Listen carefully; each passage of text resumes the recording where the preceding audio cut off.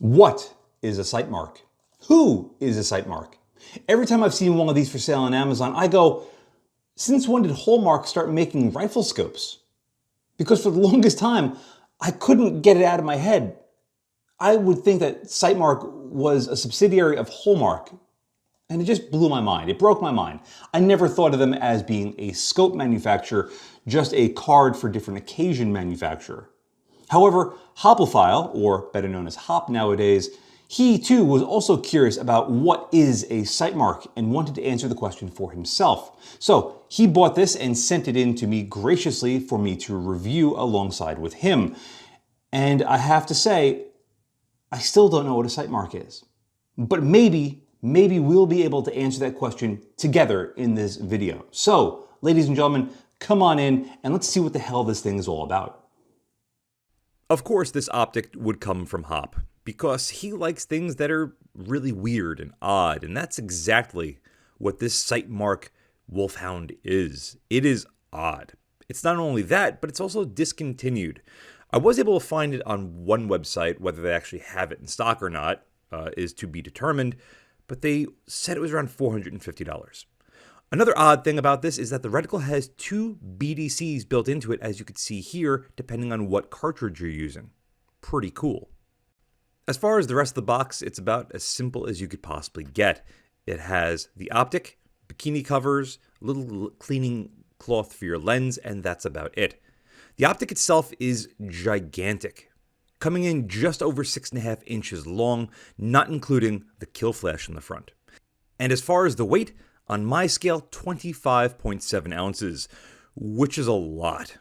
As far as the optic as a whole, it's got some pretty nice things going on with it. One thing, however, are the exposed threads on the eyepiece. I've never really seen that before. Not only is that odd, but it also wiggles like a loose tooth inside of a toddler's mouth. That's a bit of a weird analogy, but you get the picture. It feels okay, but it doesn't really fill me full of confidence. As far as the elevation and windage turrets, it's odd because the windage is on the left-hand side, looking at it from the rear, or the 9 o'clock position.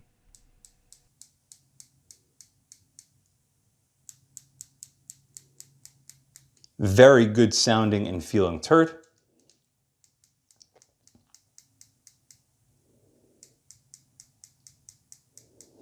Both windage and elevation sound and feel identical. They do sound and feel quite good, and they are capped and captive. The illumination control is on the right-hand side, which is typically where we would find the windage control. This optic has both green and red illumination, with offs on either extreme. The illumination knob actually feels really good. It has a very strong positive click every time it goes into the next detent, and you know exactly when you're going to be turning it. I also really like the battery compartment cover, which has a coin slot, so this way you could really cinch it down so you don't have to worry about it ever coming loose on you in the field. It's something that I really enjoy. Inside, we have 8 big spring fingers that are going to hold that battery nice and secure. So secure, in fact, that I need my little knife to be able to pry the battery out. It works extremely well. Underneath that, we have our 3-dimple board, which we've seen on many other optics at many different price points. I've never had a real issue with one of these. The mount that's built onto this thing is quite nice. It's got 2 big QD levers with very positive feeling locks on either side, but it does have one of the lesser liked by me anyway, tensioning systems, which is that little hard pin that you could see at the right hand side, and those little wheels that you have to push out and then click over. It's not the best, but it should work just fine. There are 3 locking lugs that'll interfere with your pick rail slots, there we go, and it locks up on a rail actually pretty damn solidly. The last thing we have to talk about is the kill flash that is threaded onto the front. You can remove it if you want, and I didn't talk about it, but there is a giant pick rail on top. I figured that was pretty self-explanatory. Really nice if you want to mount an offset red dot on top. You don't have to worry about any sort of special mounts. Just put, a pick rail adapter on it and you're good to go. This, however, is not going to be for anyone that's interested in a lightweight setup. We'll be looking at some of those momentarily, but for right now, let's take a much closer look at this reticle. SightMark claims that this thing has a 2.8-inch eye relief. This is roughly what it looks like when you get at that distance. No, there's nothing wrong with this. This is as good as it possibly gets. That is the view looking through this thing. That is how much scope body you see. It's really, really rough. Just to prove my point, I'm going to move it 1 pixel farther forward, and you could already see we have very heavy shadowing coming up. We're going to move it 1 pixel closer to the camera, and you can see that we don't have any loss of view through it. However, the scope body itself is going to be much more apparent. So where this is as good as it's going to possibly get.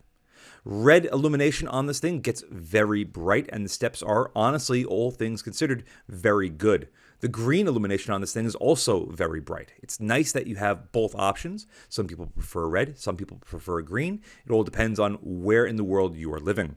Removing the kill flash, you cannot really notice any sort of difference with or without, at least in this environment. Most kill flashes you'll see a little bit, but typically all the kill flashes that I've ever used on Prisms are lower magnification than this. This being a 6x means that it's able to look past the kill flash. Just to showcase one more time that the eye relief is set as good as possible, 1 pixel farther forward is a little bit rougher, and back to where we are, it's as good as it's going to get, unfortunately. I didn't really talk about the reticle all that much, so I'm going to do that right now. It's pretty decent. It's mostly floating in the center, as you saw. The center dots in the middle are perfectly fine. The donut around it that is illuminated is also quite good. And the drops are pretty self-explanatory. You got the weights in the bottom on either side, and you have the dope holds for your elevation very clearly marked. As far as tracking, it's good. There's no slop to either turret, and it tracks perfectly vertically on my setup. Despite the fact that this thing has a 44mm front objective, which is gigantic, it really doesn't wow you when you get behind this thing view-wise. It is extremely small. Smaller than the GLX 2X. I'd probably almost put it as small as the TA33, which is really sad considering that was a much smaller optic than this thing is. Anyway, this thing is capable of producing a very good looking image here at 81 yards, and the illumination is very bright. Some of the brightest that I've seen in prisms like this. Very good job, SightMark. Again, the reticle is very clearly labeled and easy enough to read. As far as our image stability, it's actually also quite high as well. And because this is technically a second focal plane optic, you can see the illumination even when you can't see through the scope, which is something I'm always a huge fan of.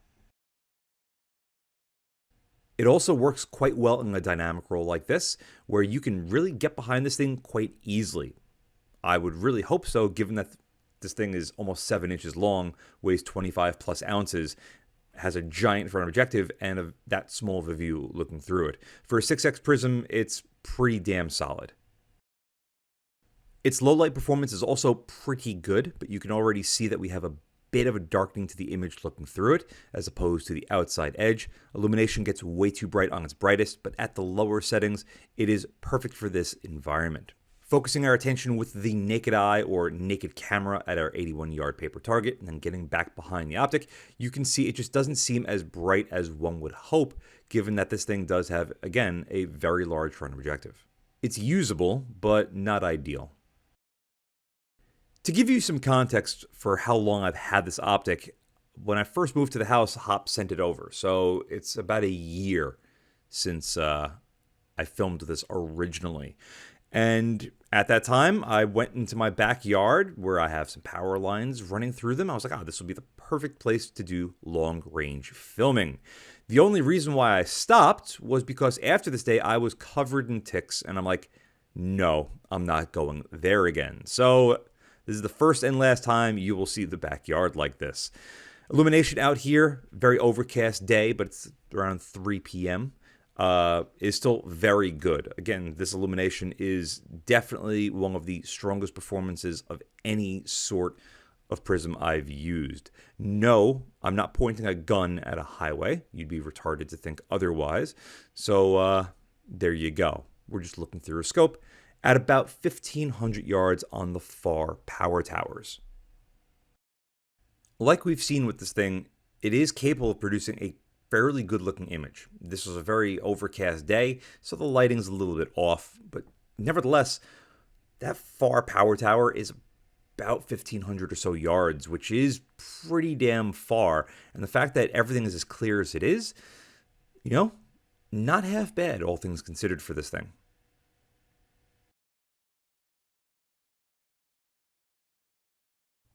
Finally getting to the side-by-side comparisons. On the left is going to be the SightMark, and on the right, we're going to start out with the Primary Arms SLX 5X.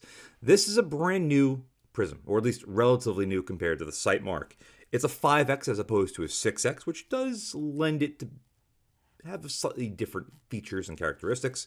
Price-wise, the SLX is roughly $400. Again, the SightMark, we're going to tentatively say $450 or so, because that's the only price I was able to find.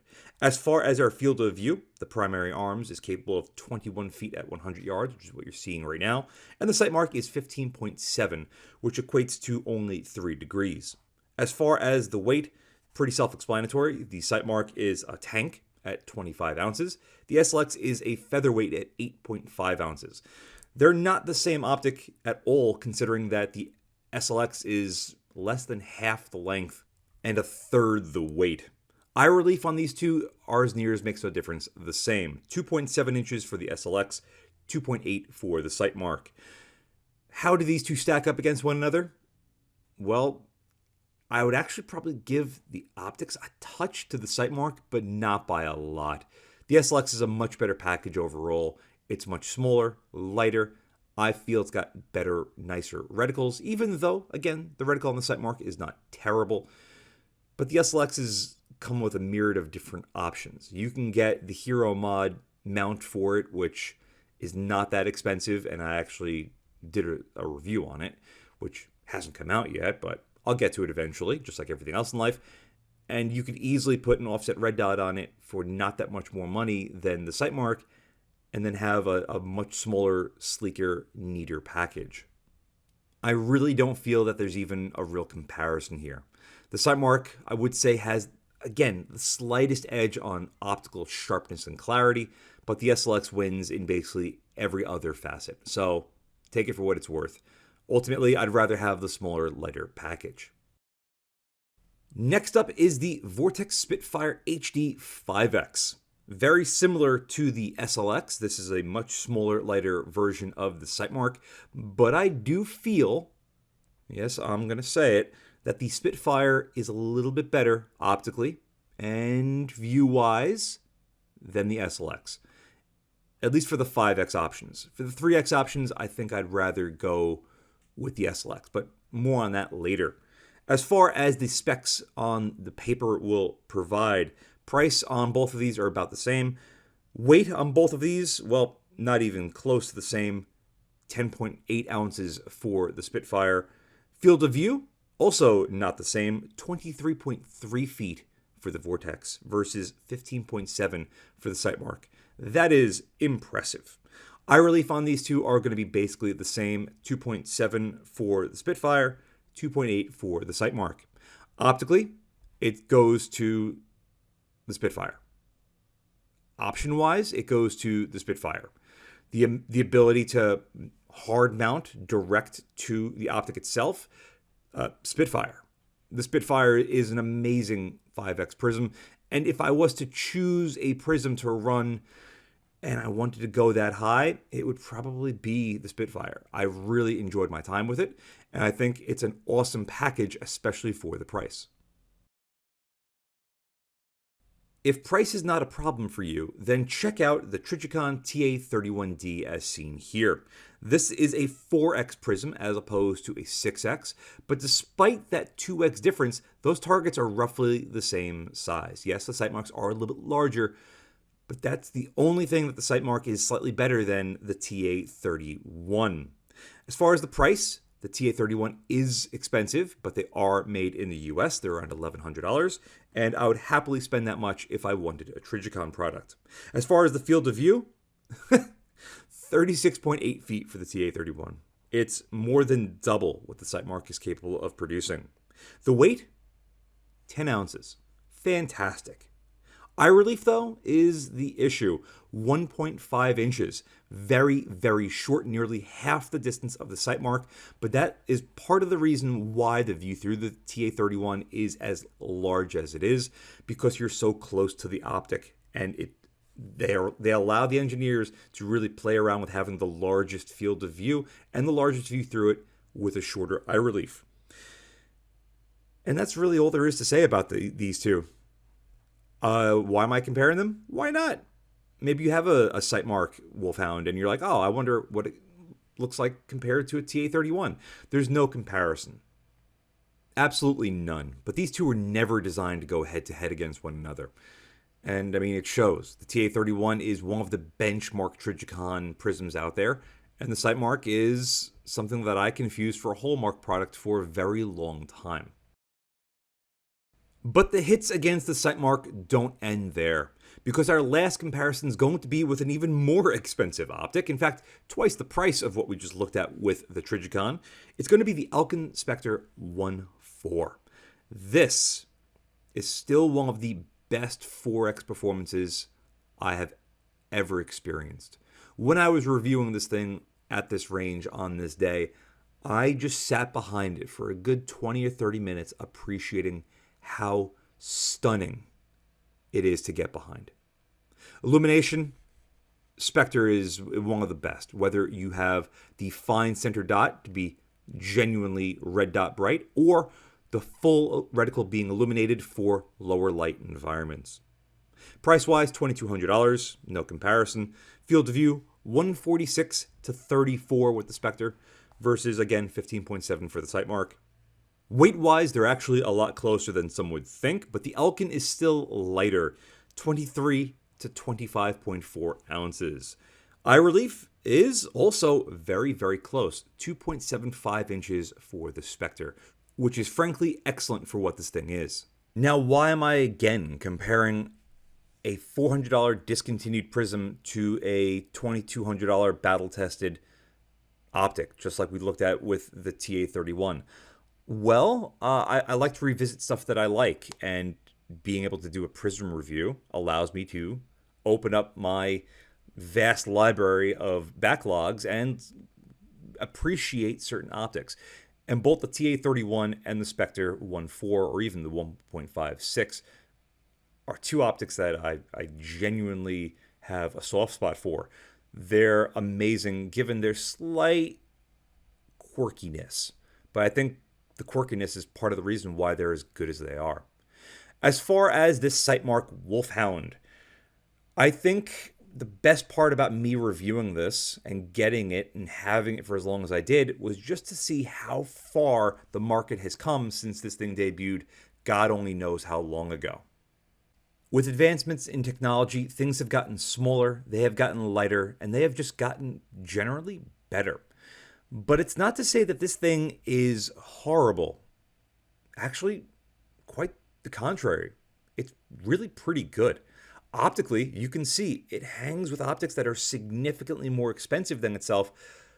It's not on its coattails, but I do believe it's better looking than the SLX 5X. I do feel that the Spitfire HD 5X is still a better optic overall, but that's a fairly brand new optic compared to this thing. When this thing came out, I'm sure it was talked about and used and appreciated because it's a 6X prism with a giant front objective and pretty cool features. The lock and cutie mount is awesome. The right-hand side illumination is odd, but, you know, some people might really prefer that. I don't, because I'm a right-handed shooter and I do all my adjustments with my left hand, but that's, you know, that's a me thing. Would I ever buy one of these? Even if I liked prisms or like needed prisms or used prisms exclusively? No, unless I just wanted something to put on my shelf and look at and admire and think about how far we've come in technology advancements over the last few years. If you're like Hop and you own one of these or have owned one of these, I'd love to hear your thoughts and comments down below. So please leave a comment, because I want to know what your experiences have been with this thing. And, you know, have you upgraded? And if so, to what? And what are your pros and cons? Ultimately, I think it's a really cool product, and I'm curious to see what other products from SightMark are like now. I guess I'm going to have to open up the Hallmark inventory book and see what's available. And on that note, ladies and gentlemen, a huge thank you to Hop for sending this in and giving it to me for like, I can't remember how many months to play around with it and use it and have fun with it. So Hop, thank you very much. I hope you've enjoyed it. And if not, I hope you sold it and made your money back. To all of you out there watching from home or work or in the car or on a plane or out and about, whatever, thank you so much for tuning in. It's because of all of you that I still keep doing this. Thank you all very much for watching. And as always, I'll see you again next time. And a huge thank you to my Patreon providers and my Subscribe subscribers. Without you, this truly wouldn't be possible. If you'd like to support my channel but don't want to join either of those, I completely understand. But you can still help by using my affiliate links in the description below and or like, share, and subscribe as always. Again, thank you very much.